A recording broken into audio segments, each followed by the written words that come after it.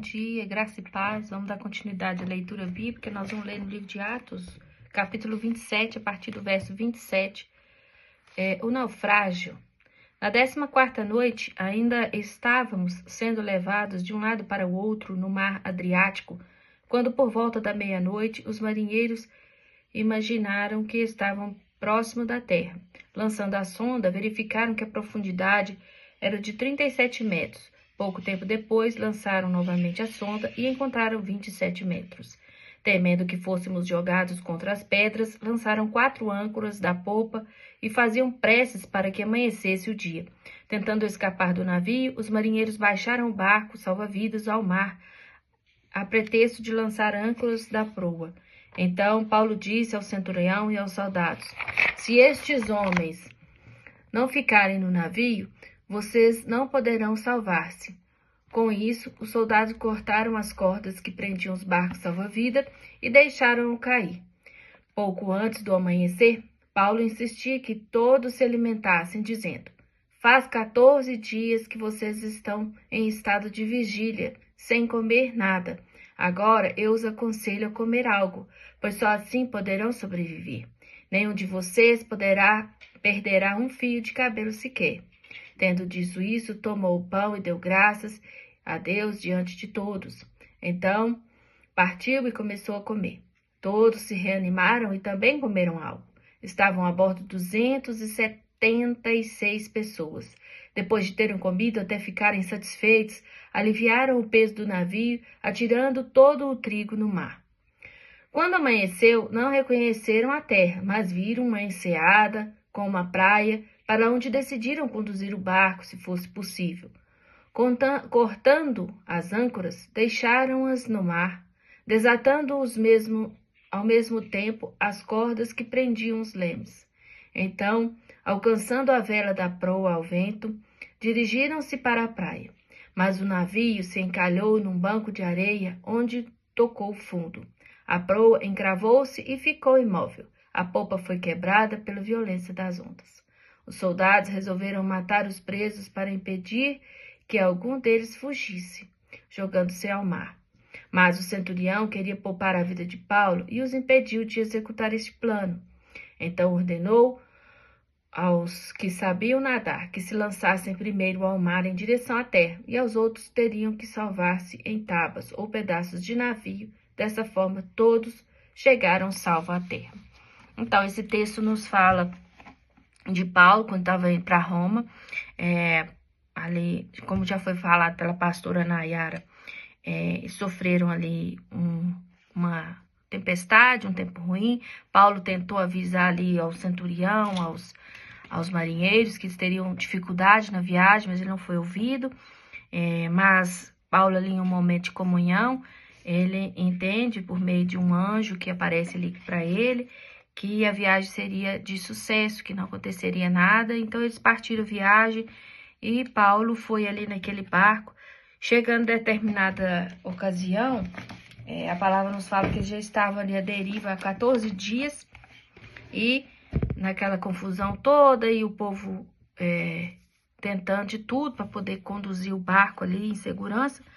Chegou o momento onde os marinheiros desistiram, queriam jogar ali os barcos salva-vida, como fala aqui no trecho que nós lemos, e sair do barco.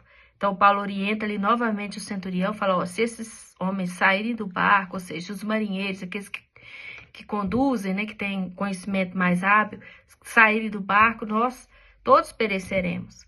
Então, ali o centurião mandou cortar as cordas dos botes salva-vida, então impediu que os marinheiros descessem, saíssem do mar, e deram ali continuidade à viagem, chegaram até um lugar. Paulo orienta ali para que eles alimentassem, que tinha um momento que eles estavam ali já muitos dias sem comer, né?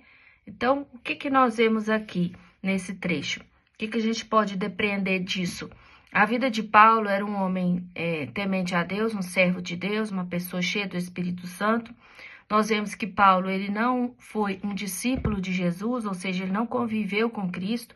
Ele era um apóstolo, ele aprendeu ali com os discípulos, né, no pós-Jesus ali e tudo, e nós vemos que ele não tinha nem a metade dos recursos que nós temos hoje.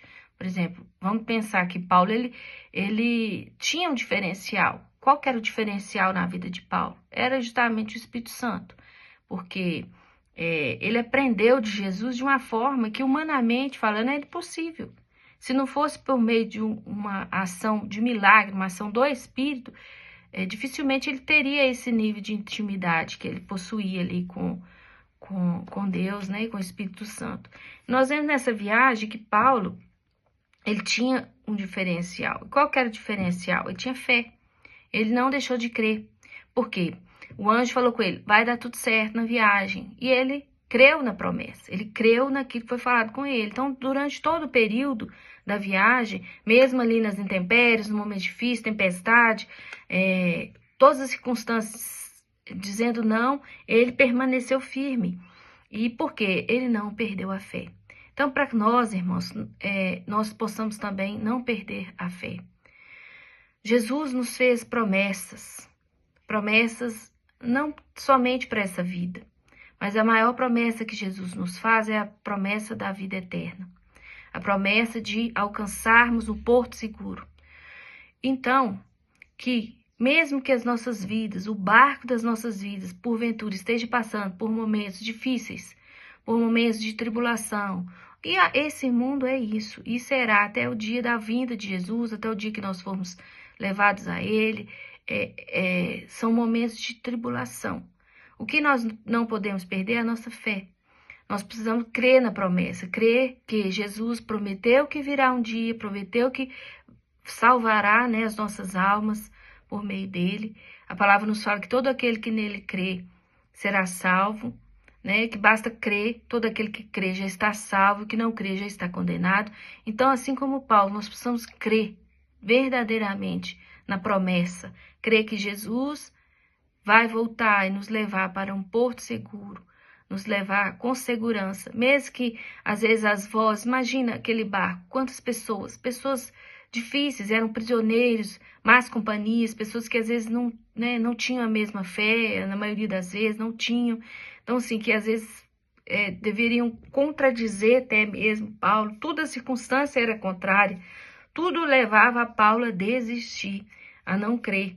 Mas, pelo contrário, ele foi ali um instrumento no meio daquelas pessoas. Ele foi usado com graça. Por quê? Porque ele tinha fé, porque ele cria, ele creu na promessa, ele creu em Jesus. E ele tinha comunhão com o Espírito Santo, ele era um homem cheio do Espírito Santo. E ele também fala lá na carta de Timóteo, sejais meus imitadores, assim como sou de Cristo. A gente vê essa circunstância aqui, Jesus passou pela mesma situação com os discípulos, a tempestade no barco. Então, nós vemos que, assim como Jesus, ele se portou da mesma maneira, confortando os demais, alimentando, trazendo esperança. Então, nós vemos que ele foi um imitador de Cristo por meio do Espírito Santo, e que nós também sejamos assim, imitadores de Cristo por meio do Espírito Santo. Que nosso dia seja de paz, de reflexão, de vitória, para a glória de Deus. Amém?